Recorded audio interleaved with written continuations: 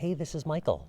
Today I want to talk about differentiating and understanding when you are overthinking or when you really are getting an intuitive hit, and really recognizing when it is your intuition that is giving you guidance when it comes to your pets, or when you maybe are just spinning in your head and sort of getting in your own way. And this is a common thing that we all face, where we are trying to tune into a situation. It could be any situation in our life, but especially when it comes to our pets.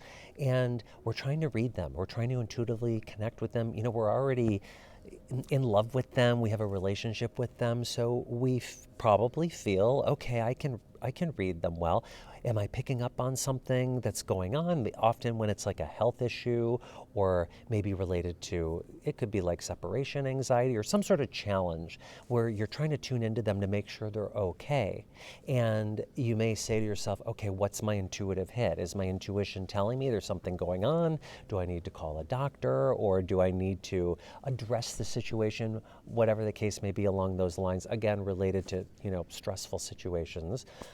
And or you might be thinking, or is this in my head? Am I being paranoid?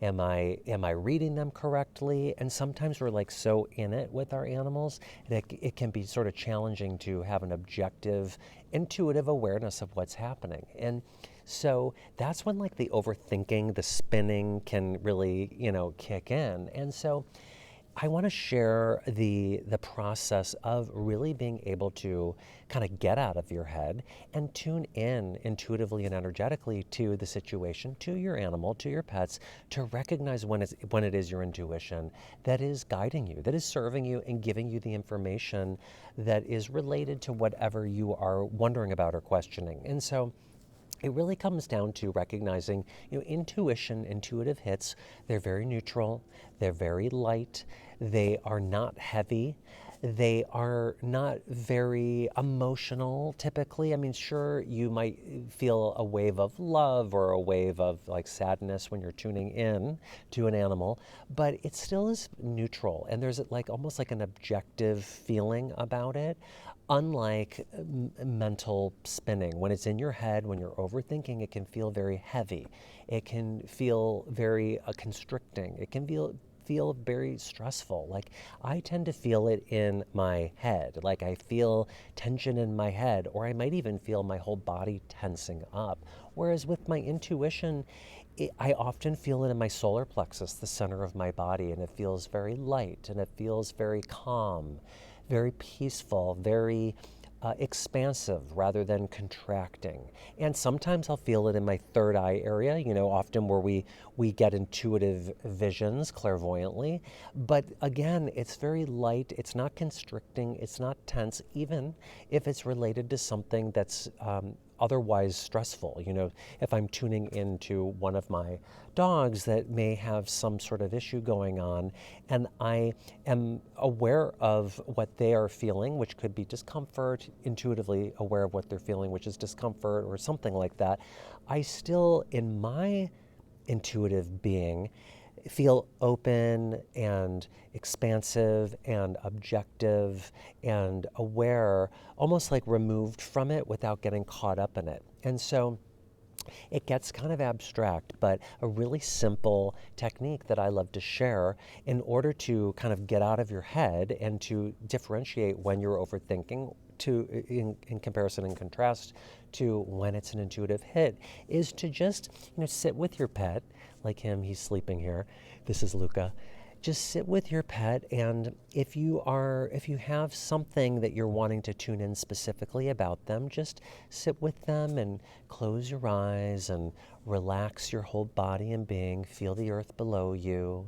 Maybe feel the air, the breeze, the sky above you, the trees, as a way of just being very mindful and connected to the moment, the present moment with your pet. And then simply set an intention as you're focusing on your breath, inhaling through your nose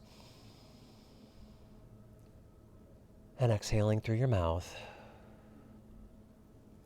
Imagine what you would like to tune into in regard to your animal. what you would like to tune into. Is it their health? Is it a behavioral issue? Is it maybe how they feel when you are going to work a lot or traveling a lot? Whatever your question is, just tune into them with intention to feel a response from them. And then just allow any images, feelings, sensations, symbols, signs, whatever comes to you. It could be anywhere in your body. Just allow it to come to you. Be open to receive that information, however it comes to you. And if you're feeling constriction, intention in your head around it, if you're feeling like, it can feel like an energetic kind of, this is sort of how it feels for me. It may be you overthinking it, your own head coming up with the information rather than intuitively tuning into them.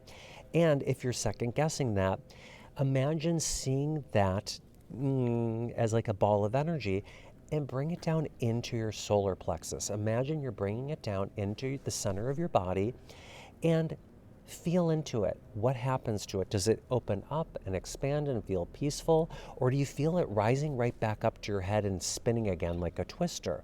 If it's doing that, then it's likely you overthinking it and coming your consciousness coming up with that information rather than tuning into them.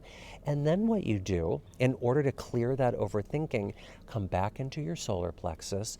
Imagine a beautiful ball of light expanding, and then ask, what would Luca like me to know right now that is in his highest good related to his health or his situation? And then I'll ask Luca at a deeper level, I'm asking you, Luca, your innermost self, what would you like me to know? How can I help you that is in your highest good in relation to your health? And I'm just using this hypothetically. I'm not really concerned about anything with them. But what would you like me to know? And that just goes deeper. It takes you deeper, and just allow the answers, the energy, the connection to exist in your solar plexus and to expand. And just see and feel what comes through. And just really be present and energetically connecting in that solar plexus area of your body with them. You may imagine that your solar plexus is energetically connecting with your animals, almost like a beam of light back and forth. Or I often will share too, maybe it's you just feel more guided to connect in from your third eye right here. And it could be connecting in from your third eye to your animal. If that's where you feel directed and guided, just be open and fluid to how connecting with your animal in this way works for you, how it's resonating with you, because everybody is different. But for me, primarily the solar plexus, it will feel calm, expansive, peaceful. And again, if I'm brought up to my head and I'm spinning in my head, well, then I know, okay, I'm just going to let this go. I'll imagine putting that thought, feeling, or emotion in a bubble or on a cloud and allow it to float away, to kind of clear it out of the way as I come back to my breath and back down into my solar plexus and feel in again what is in the highest good for Luca. And Luca, what is in the highest good for you? And so it's almost like two different approaches to the question, asking your own inner higher guidance, the universe, your guides for assistance, as well as connecting into your animal and connecting in with their innermost self and what they have to share. So then when you're complete, you can just take a few more deep breaths and maybe even thank your animal. Thank you for the time and connecting in this deeper way. And you can just gently, maybe even say, and so it is, we are complete, as a way of just ending that little session. And then I encourage you to step away and maybe write down, take some notes, write down what comes to you. And you may even feel more information continue to flow down through your pen to paper as you are processing the energy, because there can be that continual download.